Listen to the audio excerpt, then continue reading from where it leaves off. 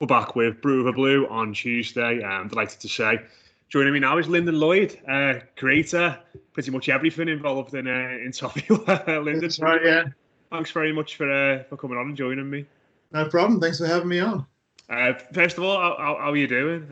What have you been up to? Obviously, we're all sort of limited in regards to our activities and stuff at the moment. Yeah, no, But how you exactly. keep busy?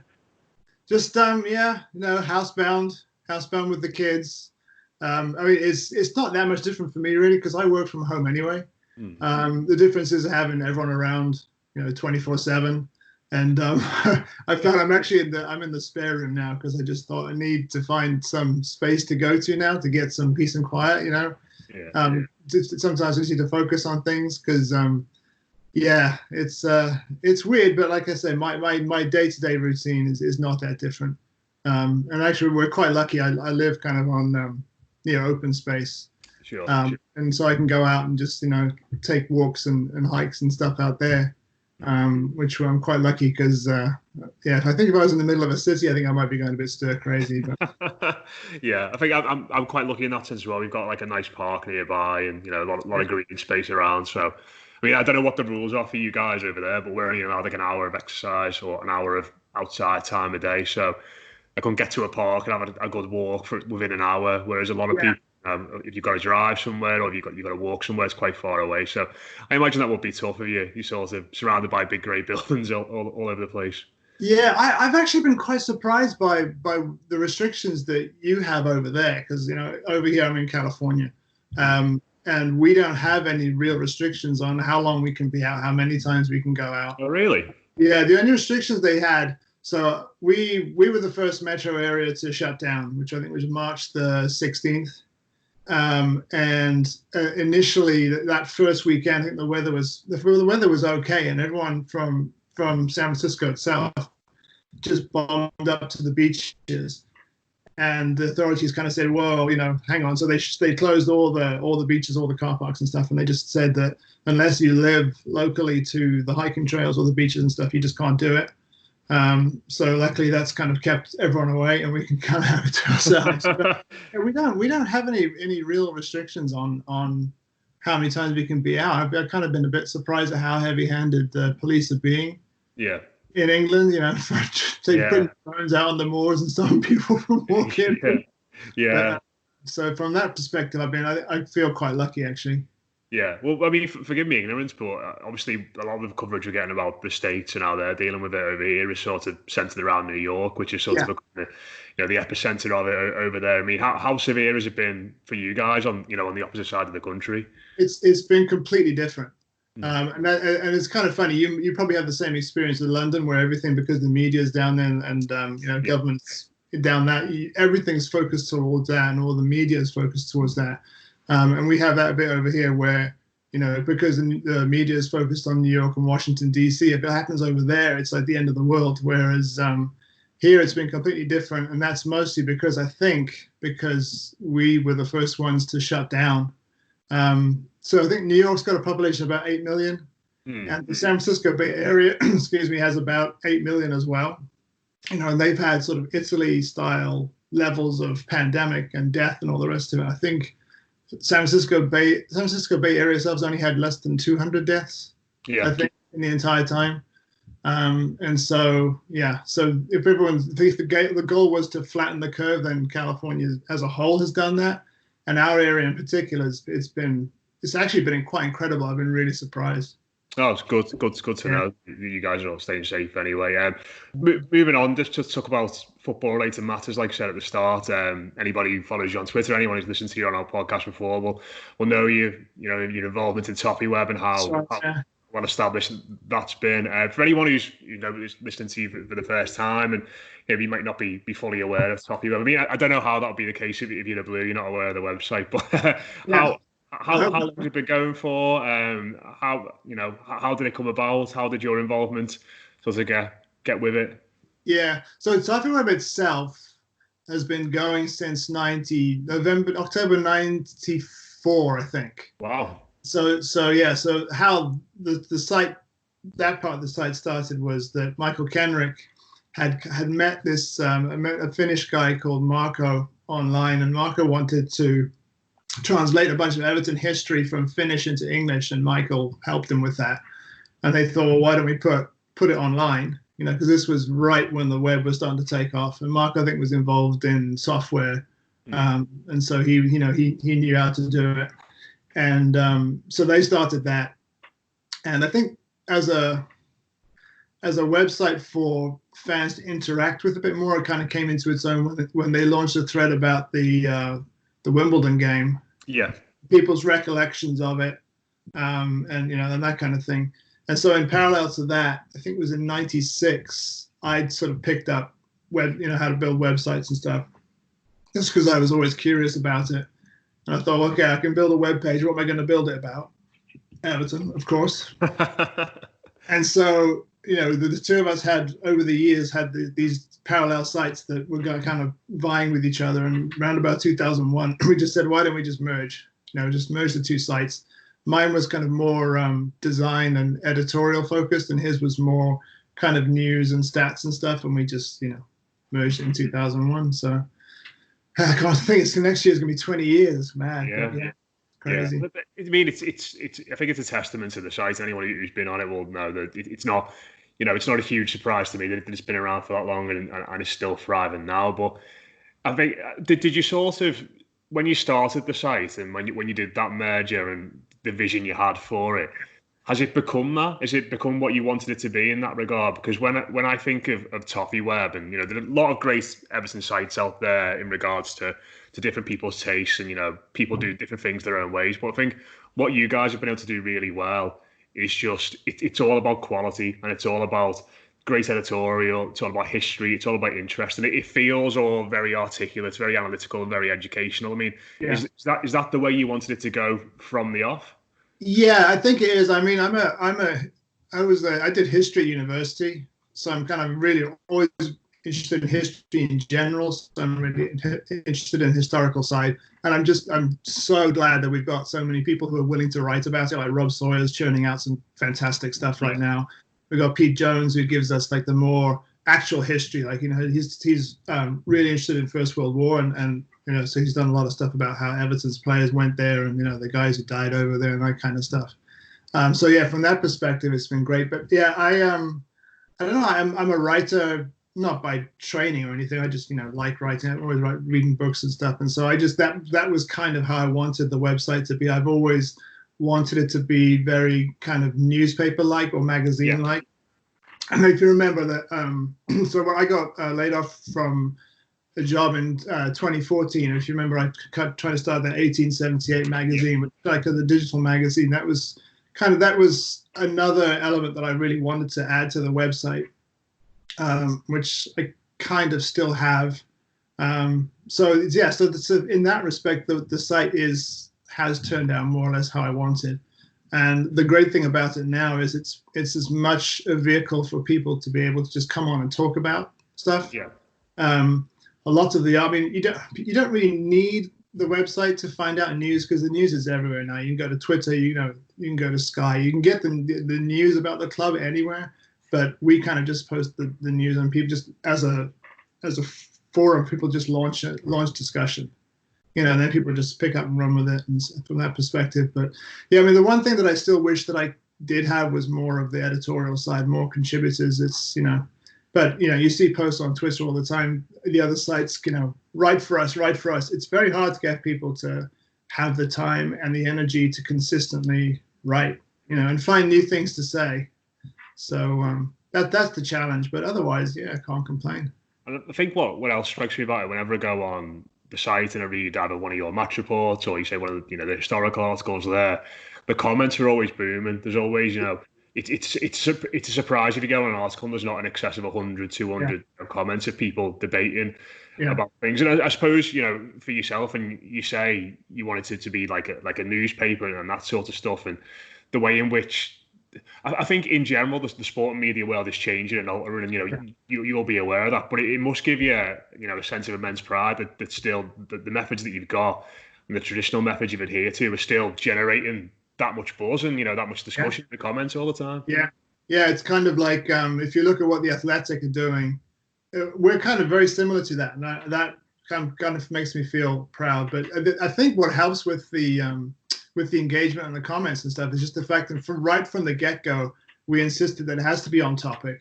We wanted to try and keep the one-liner posts as much as possible. I mean, posts will threads inevitably will degenerate into a slanging match by the end, but as long as you can kind of get the sort of the initial discussion going and keep that on topic, and because a lot of people don't want to read people arguing with each other or making wisecracks and all the rest of it. So it's a bit of a balance, but I think it works. Yeah, and I think as well, from speaking to people for the show and speaking to people around the world and just speaking about Everton media in general, when I speak to people from other countries, they often reference Toffeeweb as sort of a Bible for them, really, when they were looking to get into the football club. Earlier today, I was speaking to Rob Vera, and I was sort of saying, I'm speaking to Lyndon later, and he reflected so fondly on when he first started following the club, when he wanted to find more information about the history, about what's going on now. He said that was, a gateway for him really into finding more information. I mean, again, that's something that you must be really proud of, especially being based where you are now, that there are Blues around the world who've sort of used this as a resource into finding more about the football club and falling more in love with the football club. Yeah, it definitely seems to be, accessible from that point of view, particularly for the foreign audience. And I mean, there was never a focus or a plan. I just wanted it to be all things to everybody. I wanted it to be as much, and I've never actually lived in Liverpool, so I've never had that kind of close contact with people there. But I still wanted it to be something that was as useful to anyone, to the locals as it is to the international audience. And it's just, about providing a forum for people to talk about, talk about the club and bitch and moan. And as well, I suppose, speaking of which, you do your match reports and your reviews after every game. Is that something you're missing at the moment? And I've been watching a lot of the videos and listening to the podcast and just reading Twitter. It's amazing how many of us don't actually miss it as much as we thought we would. And I think that's as much to do with the fact that just before the shutdown, we kind of, that 4-game stretch that was either going to make or break us, looked like it was going to break us. And I don't know, maybe the way that Carlo kind of screwed up the Chelsea tactics. And I kind of got to a point where I was in a bit of a funk with it all. I was just I was a bit in the doldrums about it.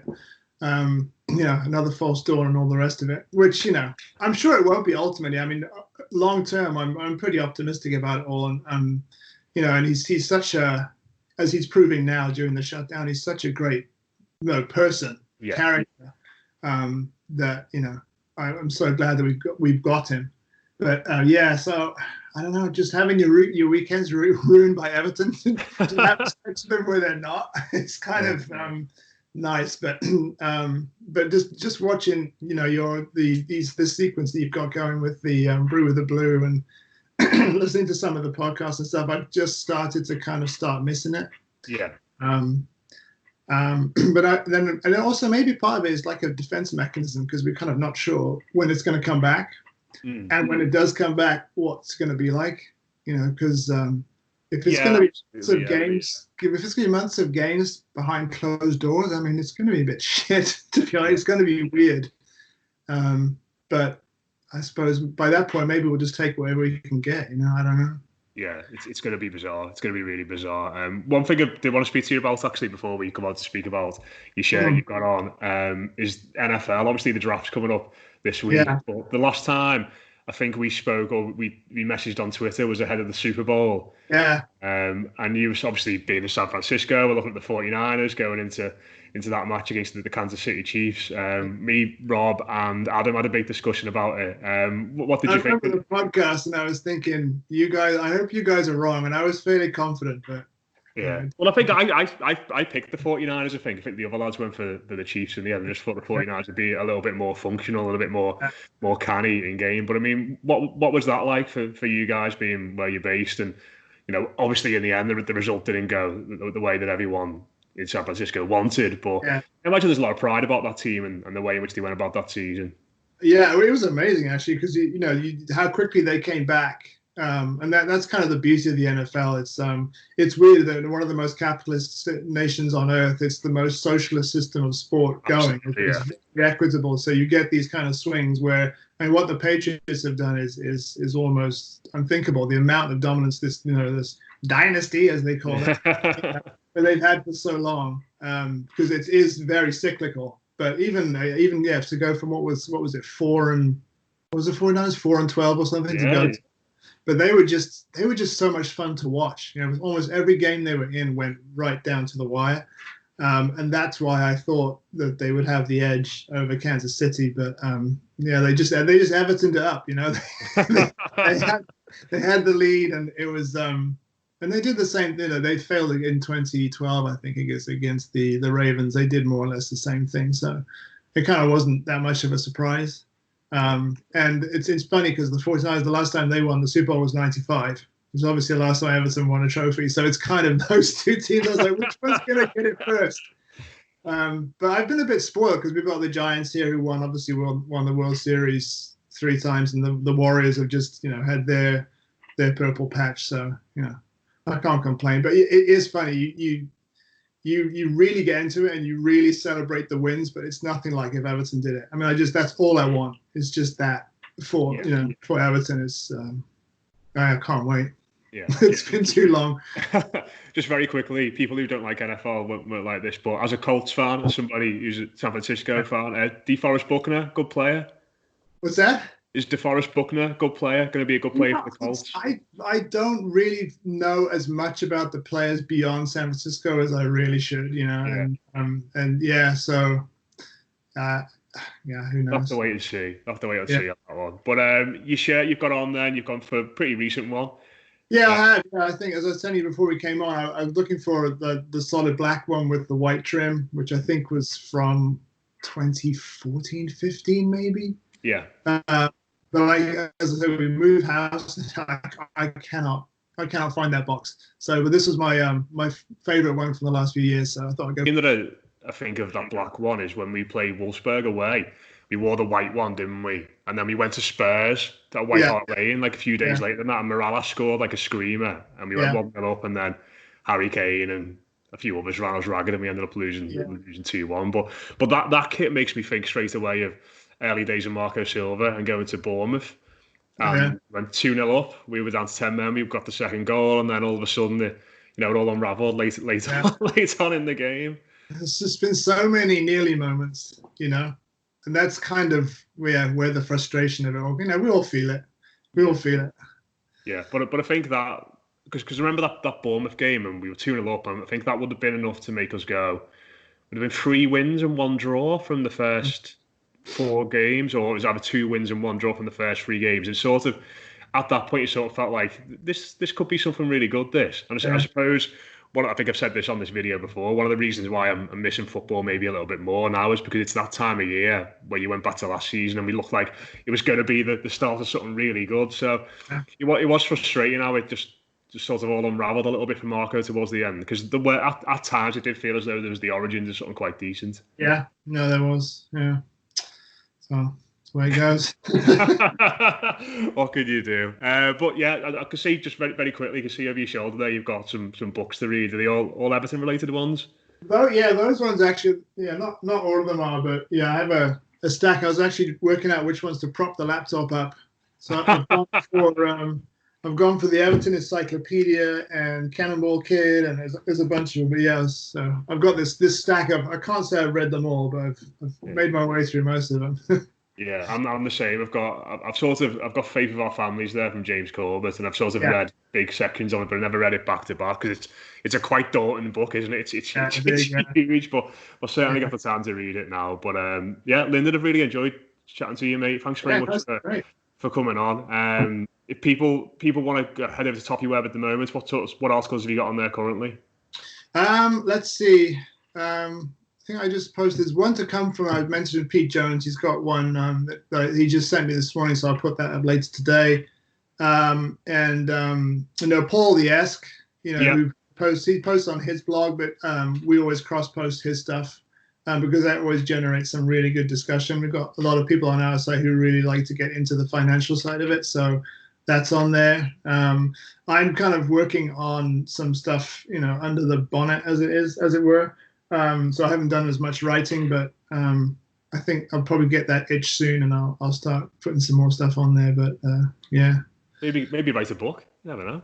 That's right. I've always said, and I thought, God, it's more the research parts of it that kind of daunts me about writing a book. I leave that to David France. He's the book writer. He's got another one on the go right now, actually. So. What a fella! What a fella! Yes. But do get over to Toffeeweb. Always great articles on there. Always great discussion. Absolutely fantastic. Lyndon, really appreciate you taking the time out to speak to us. Everybody who's watching this, please give this video a thumbs up. Please give it a share. Comment below. Let us know your thoughts. It does all help. Tell your mates about it as well. Good to get as many good Evertonians watching this as possible. We'll speak to you again on Wednesday for our next Brew.